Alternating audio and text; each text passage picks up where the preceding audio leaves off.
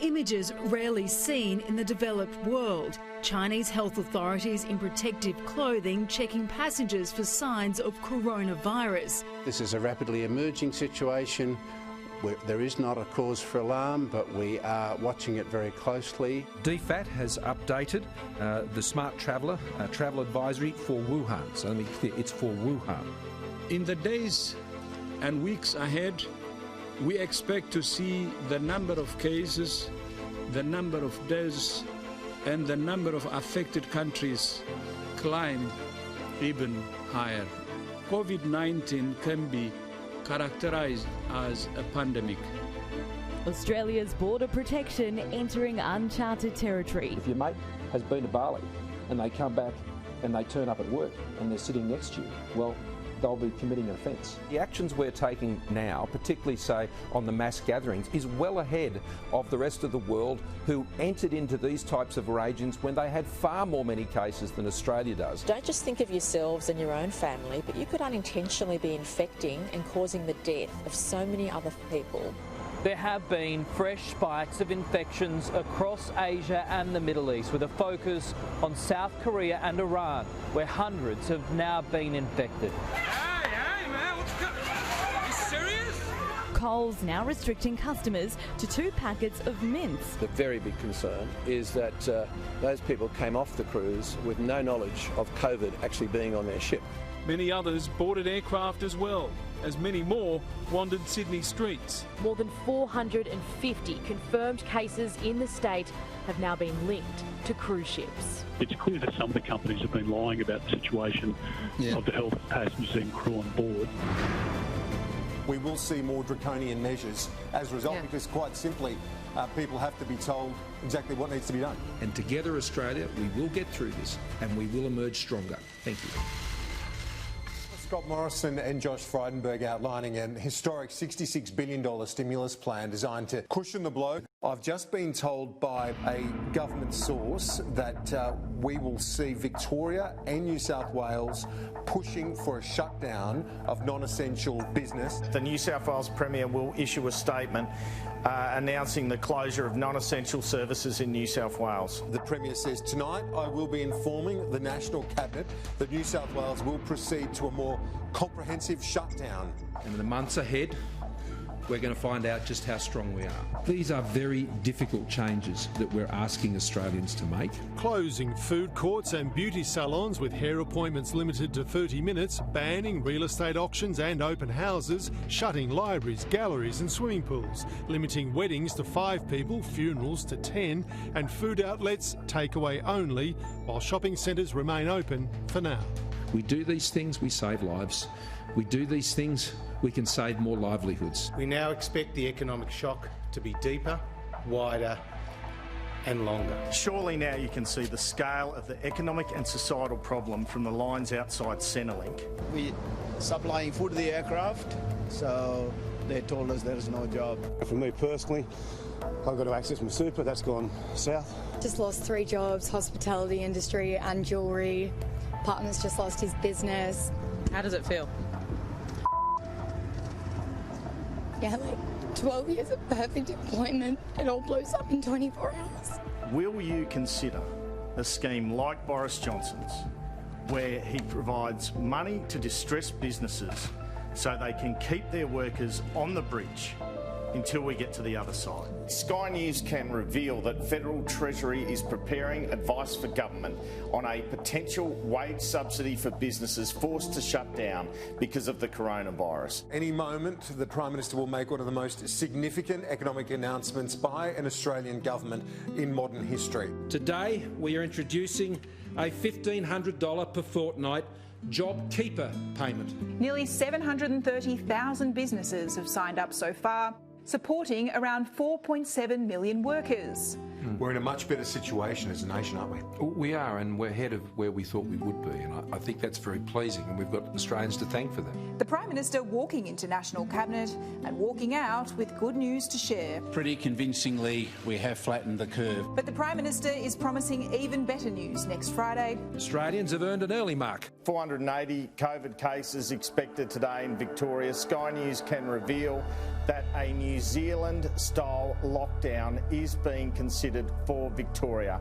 Daniel Andrews pulls the trigger on stage 4. From 6 p.m. tonight, I am declaring a state of disaster. Across the nation, there are more than 6,000 active cases, 10 times the amount that was recorded just a month ago.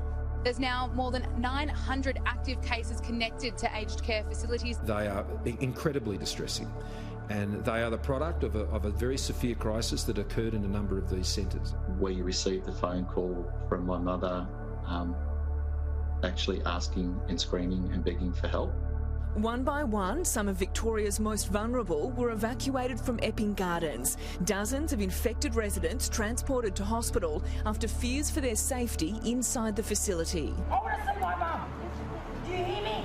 I want to see mum. 500 police officers patrol the public housing towers at all times, ensuring all 3,000 residents stay locked up inside their homes. We will get this done.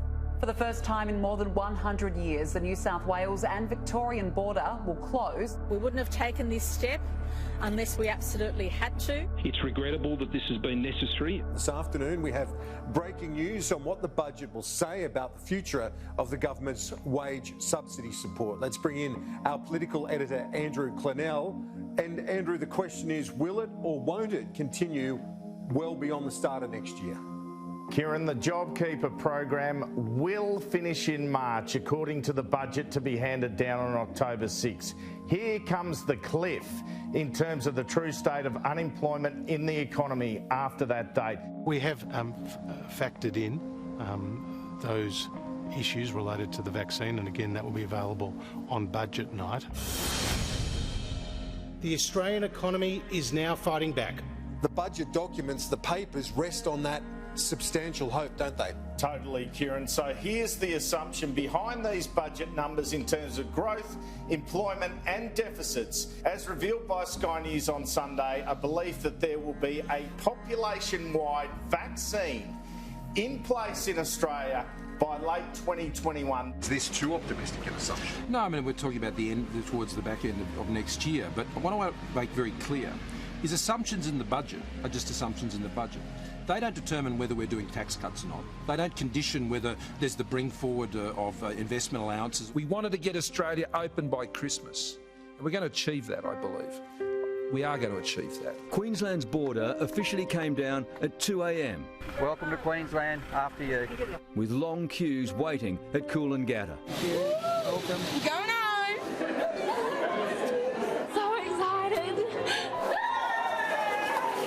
It feels really good. It feels really good to be home. This is the best day. In total, 9,000 passengers were inbound from Sydney and Melbourne today. No, it's wonderful. Finally meeting. It's wonderful. I haven't been back to Perth since March, so I haven't seen her, haven't seen my family, haven't seen all my friends. It's been tough. It's been tough. It's been such good timing, though. It's such a blessing to be able to come in without quarantine and, see them again and,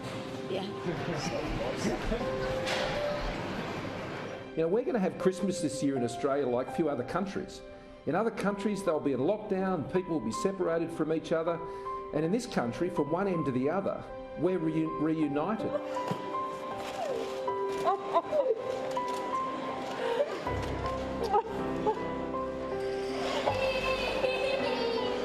Australia's whole again as we come to Christmas, and I'm just very thankful and very grateful.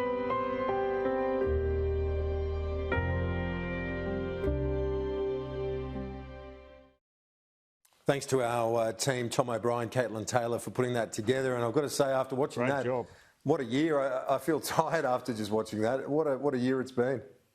I'm sure Caitlin and Tom feel tired after watching it as well, given we all lived through it. But what an extraordinary year. And it's ended up, by and large, a good story at the end of the year. So let's hope that remains the case next year. I'll tell you what, in March I was pretty worried, and I had friends and contacts and etc. saying, I haven't seen you look this worried, so now I'm worried.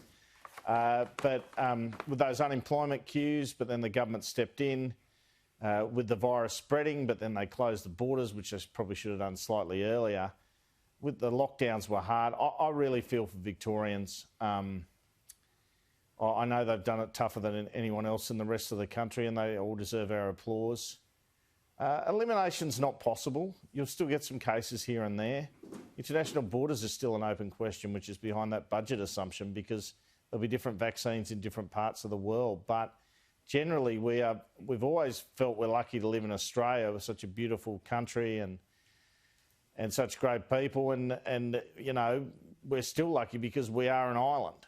And despite the fires, the floods, everything else, I'm sure there'll be more you'll see on Sky News this summer. We just have that advantage, don't we? And that's why this virus, you know, really, we can keep defeating this virus where the rest of the world can't. They don't have that advantage. Yeah.